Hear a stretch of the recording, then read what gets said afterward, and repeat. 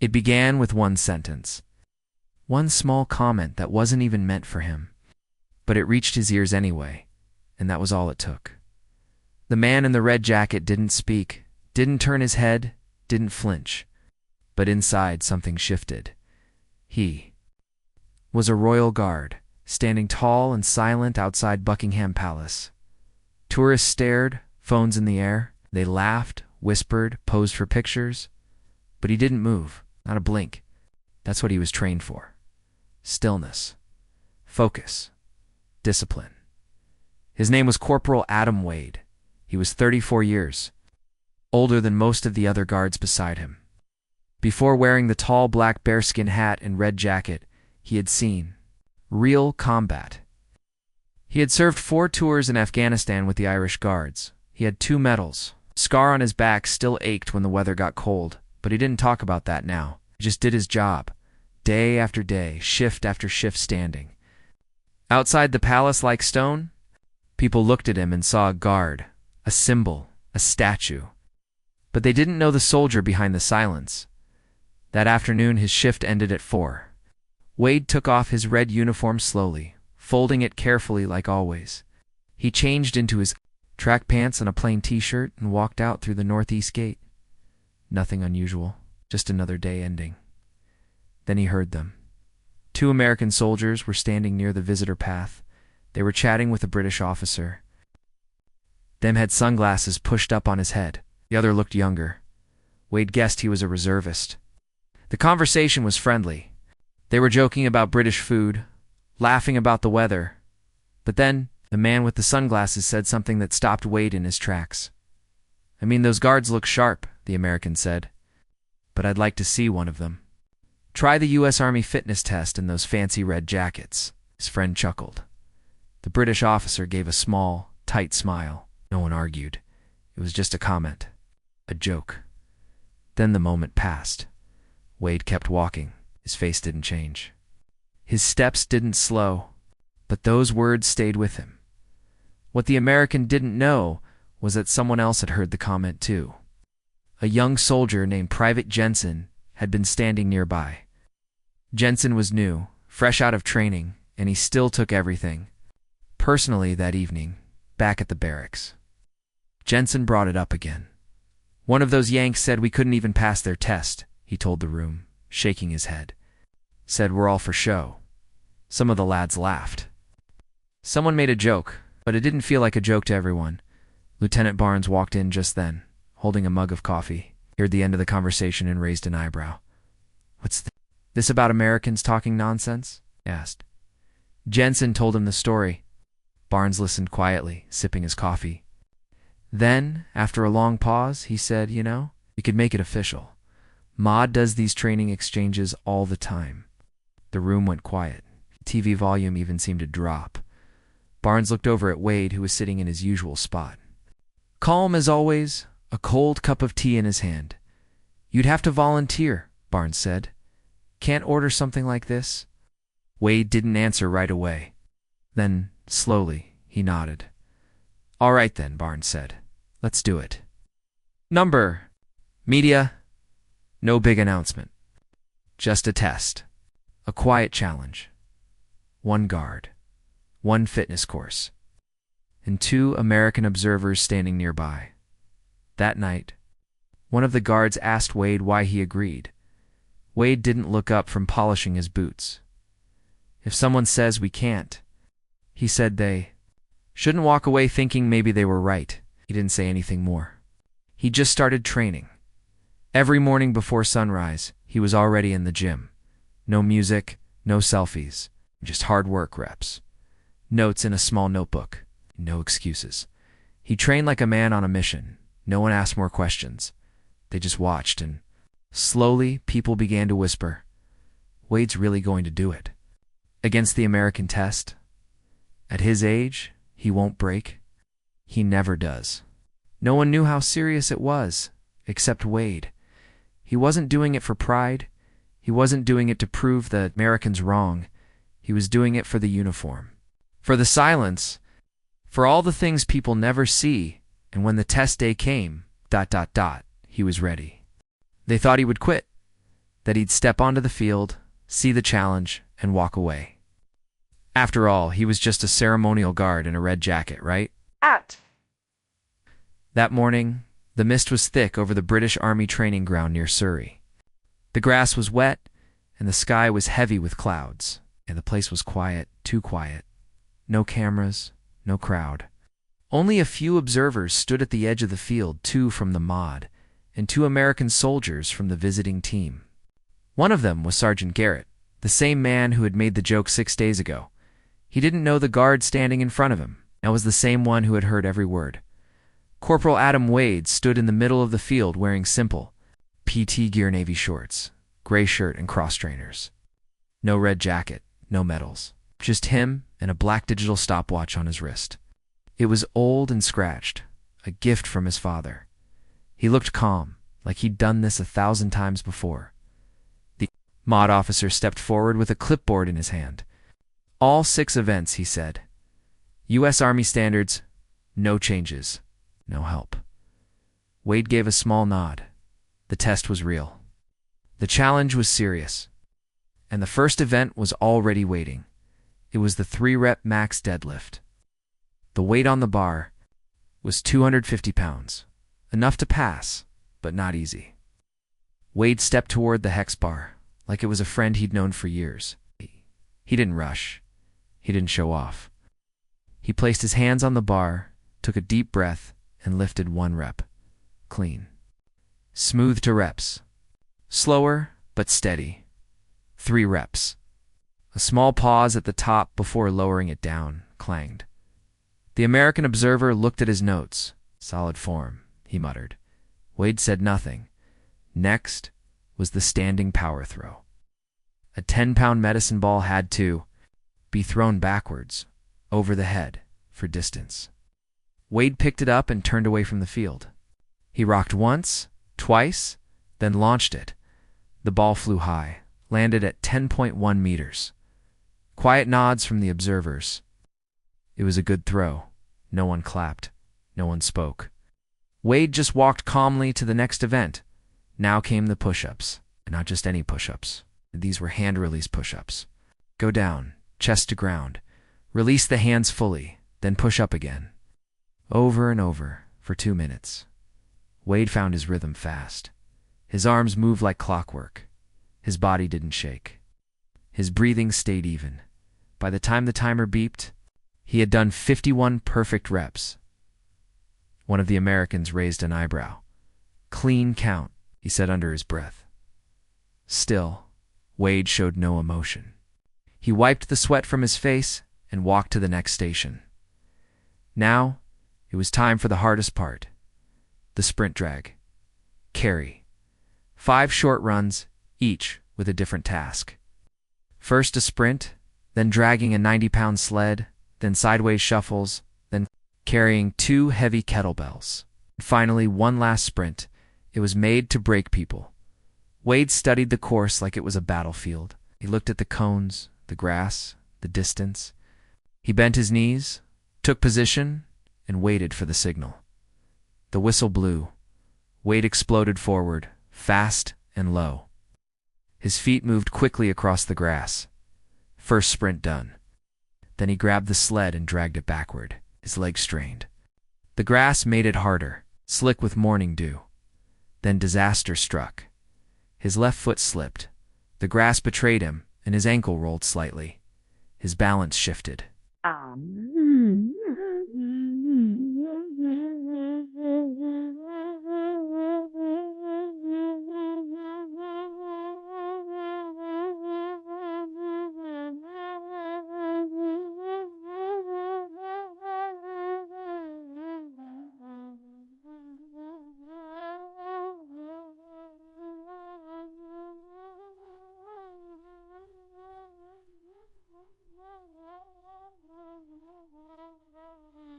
Well, work off the gators. Project word.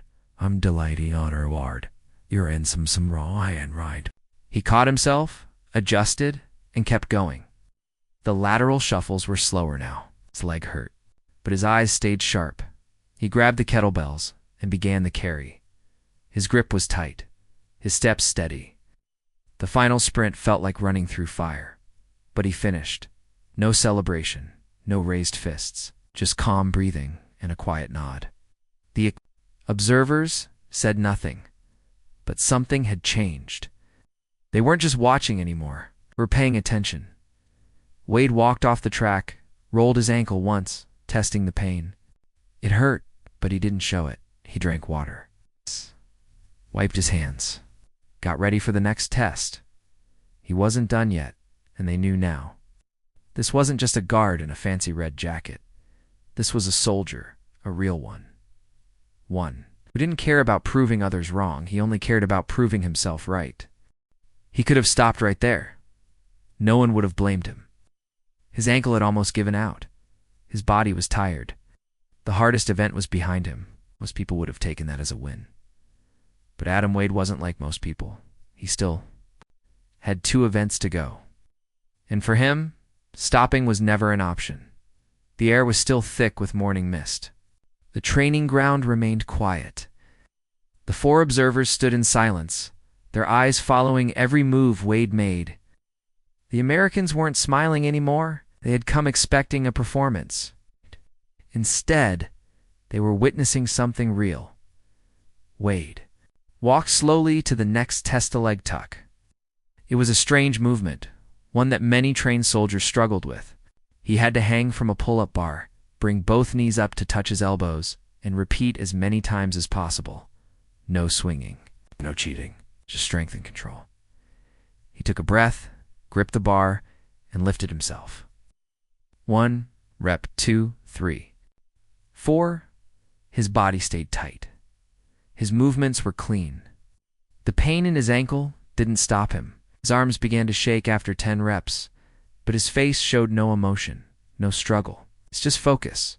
He reached 13 reps, then 14. Finally, at 16, he dropped down. He landed softly, rolled his ankle once more to check it. Still sore, but steady.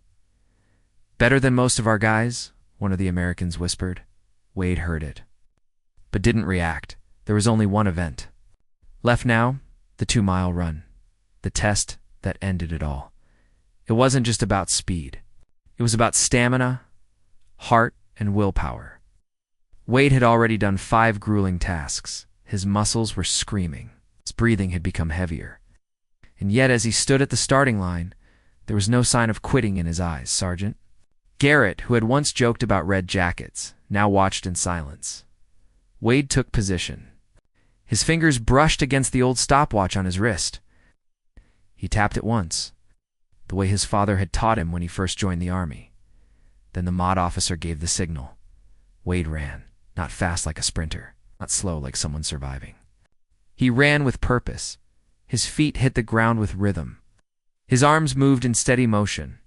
His breathing followed a beat he had practiced in the early mornings when no one was watching. Halfway through the run, his ankle pain returned, sharp and biting. He didn't limp. He didn't stop. He adjusted his steps slightly, found a new balance, and kept going. His shirt was soaked in sweat. His face was pale. But his focus never broke. At the final 400 meters, one of the American observers looked. At his timer, "He might actually make it," he said quietly. Garrett didn't answer. His eyes were locked on Wade, and then he finished. 2 miles. Time, 14 minutes. 46 seconds pass. Wade didn't celebrate. He didn't raise his hands. He didn't smile. He just slowed to a walk, hands on hips, catching his breath. The stopwatch on his wrist blinked quietly. He had done it. All 6 events. Passed every single one. And not just passed. He had done them with honor, strength, and silent discipline. The observers stepped forward. No words at first, just nods. Then Sergeant Garrett finally spoke. "That was impressive," he said. Wade nodded once. "Didn't do it to impress you," he said softly. "Did it because someone needed to." He picked up his water bottle, took a drink, and sat on a nearby bench. His body was sore, his ankle throbbed, but his eyes were calm. Back at the palace, they would ask how it went. He would say nothing special, but Private Jensen would hear the full story. So would the younger guards. And maybe even those tourists who once thought the red jackets were just for show. They would all know now that behind the silence stood a real soldier, not someone pretending, not someone acting. A man who heard Dotan answered it without shouting.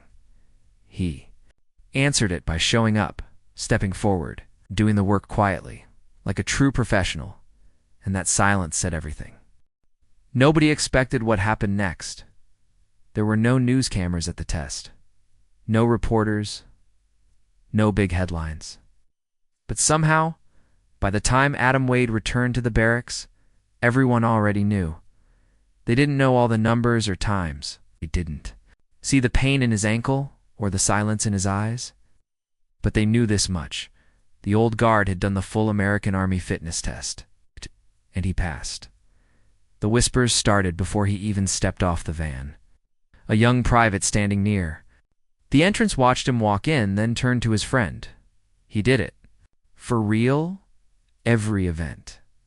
By evening, the story had reached every corner of the barracks. The gym, the mess hall, even the officers' quarters. Wade had become something else, more than just a guard, more than a soldier. He was a quiet legend. Private Jensen, who had first spread the word about the Americans' comment, walked into the rec room and found Wade sitting in his usual corner with a fresh cup of tea. Jensen didn't say anything right away. He just stood there, then finally sat down beside him. They said you ran the 2 miles in under 15 minutes. Wade sipped his tea, did what I had to. He said your form was perfect on every rep. Wade nodded, trained for it. It was a short silence.